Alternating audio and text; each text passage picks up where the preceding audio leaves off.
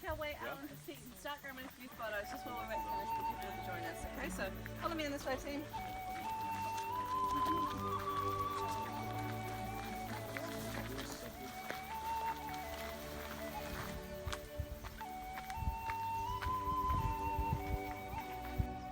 Hopefully most of you are starting to recognize some of the views from within the movie. And hopefully someone can tell me who lives at the house at the top of the hill there with the big green door. Bilbo. Thank you, I was getting real worried. Alright, so that is Bag End, home to both Bilbo and Frodo Baggins. Now we will actually be making our way up there just a little later on in our tour. But first off, the set of stone walls that we walked through on the way in here. Now does anyone recognise them from any scenes in either of the trilogies? Gandalf's cutting. Right when Frodo jumps on his wagon. Brilliant. Alright, so that is where Gandalf and Frodo travel through on the horse and cart into Hobbiton in the first Lord of the Rings film. So they go through that passageway and up around this corner. Now while you were watching this, did you ever wonder when Gandalf was so big? The cart itself was actually specifically designed so that Frodo was sitting 3 meters behind where Gandalf was. And they used the right sort of camera angles to make it look like they're still right next to each other. Now this is a trick called forced perspective. They use it a lot throughout the films just to deal with the different sizes in their characters. Now guys, just outside I was talking about that initial scene. You see Frodo who's standing on top of the hillside before he jumps into the cart. Now the Frodo that you see was actually Elijah Wood's double. And his name was Kieran and he was a little kid. Sometimes the Gandalf that you see was also a double and his name was Paul. And he was a man who was 8 feet tall. So while they give each other a hug, you see the back of Gandalf's head in the front of Frodo's, and then the back of Frodo's head in the front of Gandalf's. And that's when you know that the doubles in those shots instead. Now guys, we do also see that cutting in the Hobbit movies. About 45 minutes into the first one, you see Bilbo. He runs from his house at the top of the hill there. Runs down the hill, he jumps over that fence that you can see, and then goes out that way screaming, "I'm going on an adventure!" Now you are more than welcome to reenact that scene if you would like. I've seen some great ones in my time. But right now, like I said guys, got a few moments just to wander through this area, grab a few more photos. I do just ask, please don't go past that blue hobbit hole on the end, or past me down on the corner. I promise you'll get to see everything eventually soon, okay?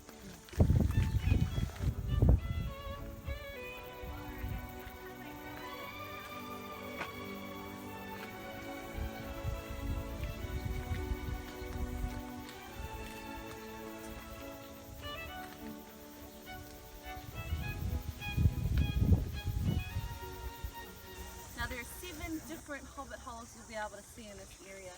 And you'll be able to pick up on some of the themes these hobbits were given by the props left outside their houses. Now some of them will be real and some of them will be fake, so I'll leave it up to you guys to try and tell the difference, alright? Now for those of you who have read the books, I'm not too sure if you remember, they do make reference to hobbits sitting underneath plum trees. Now these trees beside us here, as you can see, they are apple and pear trees. Plum trees just weren't working in terms of the scale for the hobbits, so what they did is they planted these trees here. And when it came time for filming, they took off all the leaves and all the fruits, and someone had to hand sew on plum fruits and plum leaves to the trees. Just a good example of the attention to detail.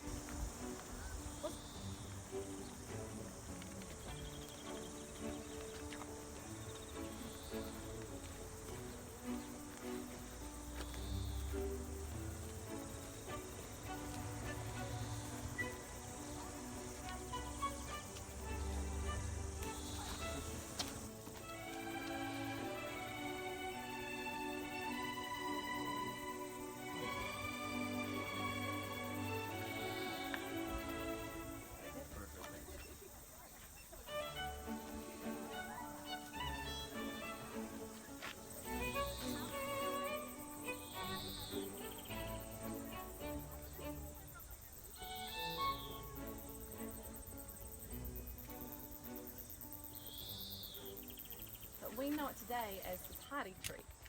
The field in front is where they filmed Bilbo's 111th birthday.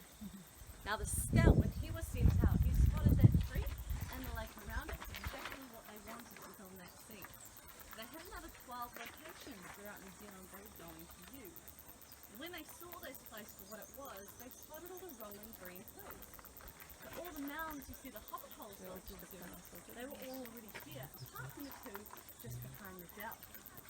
Now from up here, guys, you can also see, looking out to the horizon, there aren't many man-made structures out there. There's no power lines or motorways, so not only did it make it look very hidden away, but also in the right sort of time frame as well. Now, the only thing you can see out there, it is a little bit hidden by the pine tree at the moment, is a shed. It was silver when they found the farm. Peter Jackson had it painted brown, attached branches onto it, and turned it into a tree. Now guys, the field that you can see, the party field, it wasn't always a field. It was originally a swamp that was 18 feet deep. So we did have to get the army in once again. Now they filled that in for us. They also built the original double arch stone bridge, and they helped us with a lot of these pathways throughout the set. Now as their reward, they did get to star as orcs in the orc armies during the movies, and they were actually told by Peter Jackson to tone it down, because apparently they were taking the fighting scenes far too seriously.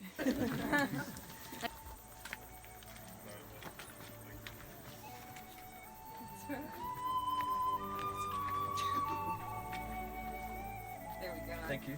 That's So, alright. got one cue.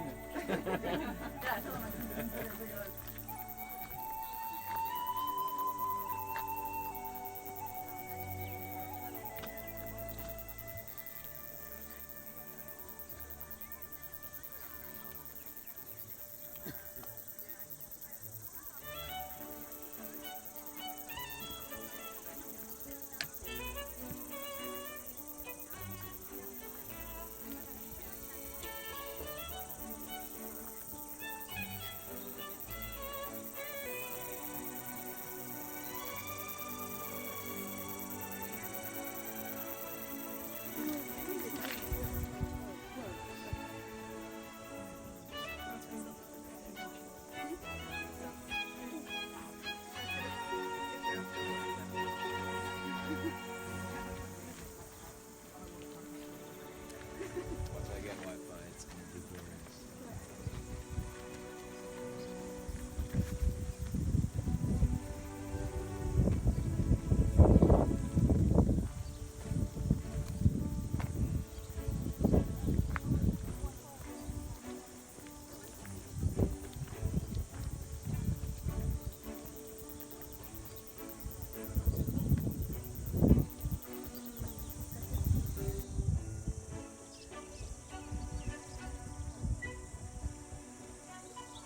Alrighty guys, if you'd like to come in nice and close, I'll tell you a bit about the party field here too.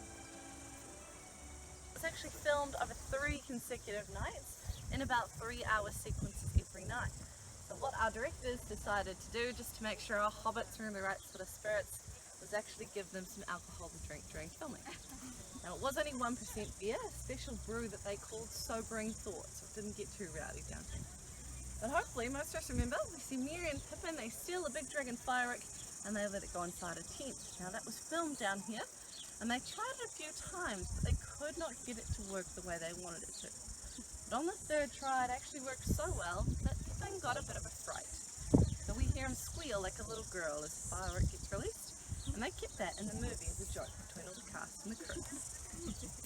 Now later on that party scene, guys, you see Bilbo presenting his speech. Now it's set just underneath the tree there, but it was not filmed here in Hobbiton. Unfortunately, we didn't really have the means to just make him disappear. So what they did is they took a replica of the bottom part of the tree and filmed it in the studio on a green screen.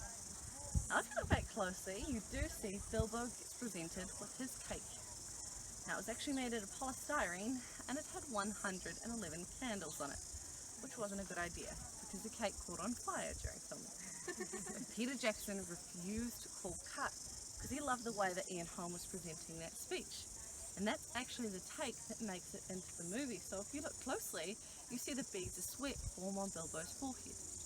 Now we all thought it was to make it look like he didn't like public speaking and was getting nervous. But really the man had a full-blown fire about 2 meters away from his face. So he does very, very well to maintain his composure.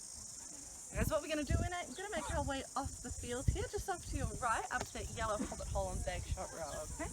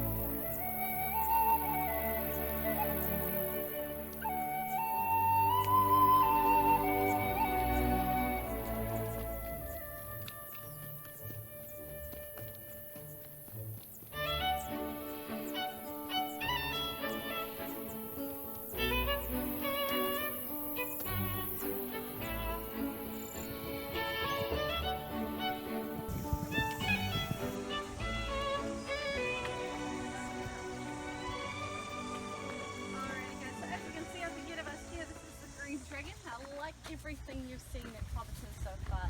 For the films themselves, it was just a facade. So when you see it get burnt down in the movie, they burnt down the facade they had built to capture the footage.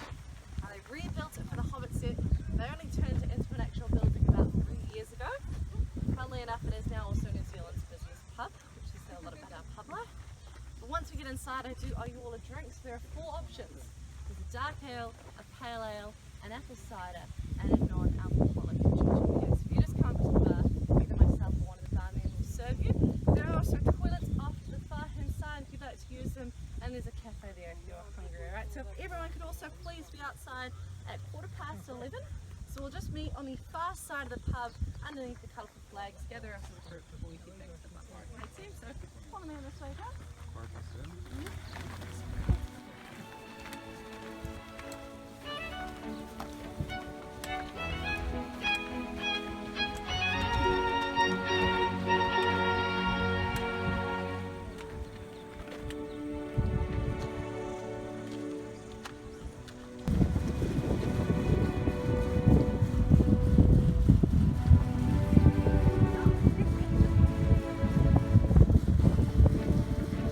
So this here is Pickles, and he's our little famous Hobbiton tiger who's here on set. The actors started feeding him and he's just never left.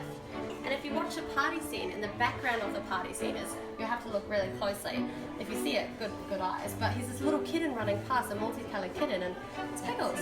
Yeah, he'll look different. Obviously he's a little baby at the time. Yeah. But if you see him,